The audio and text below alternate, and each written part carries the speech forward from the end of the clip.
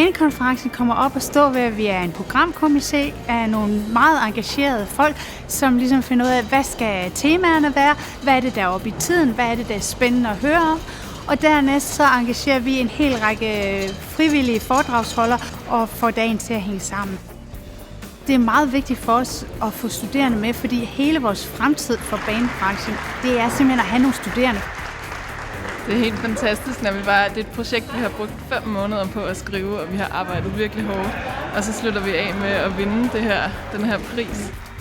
Jeg har glædet mig særlig meget til åbningskonferencen i år, hvor vi havde de her 6 politikere, som kom og fortalte lidt om deres visioner for de kommende infrastrukturprojekter i Danmark. Jamen, vi lever i en tid, hvor vi er nødt til at lave en benhård prioritering af de knappe ressourcer, vi kan sætte af fra statens side. Vi politikere er ikke teknikere, vi skal træffe beslutninger, men det er vigtigt at have en grundlæggende viden om, hvad der rører sig, og det får man jo på sådan en genial konference her. De input, jeg tager med mig her fra konferencen som Socialdemokraternes transportordfører, det er, at der er en hel branche, som er utrolig committed til det her, er meget, meget ivrig efter at få jernbanen på sporet igen. Jeg synes jo, at banebranchens kongres er en god mulighed for en gang om året at møde det store netværk, der er omkring jernbaneprojekterne i Banedanmark.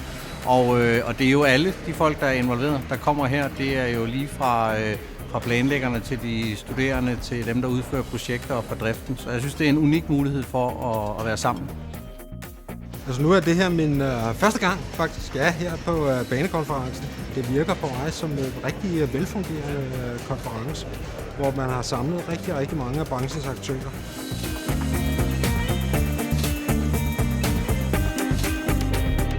Netværket det bliver styrket, når man er her og deltager sammen med hele branchen og alle kollegerne. Vi mødes med konkurrenterne, vi mødes med rådgiverne, vi mødes med vores kunder. Og det er her, man ligesom mødes og får talt om tingene og får vendt projekterne, der er. Det er jo banekonferencen i Danmark med 700 deltagere, og når man kigger på deltagerlisten, så er det jo alle, der har noget med jernbanen at gøre, og alle os, der har stor indflydelse på, hvad der sker i vores branche.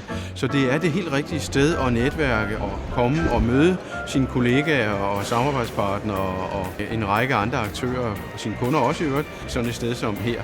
Så det har jo udviklet sig til en fantastisk succes.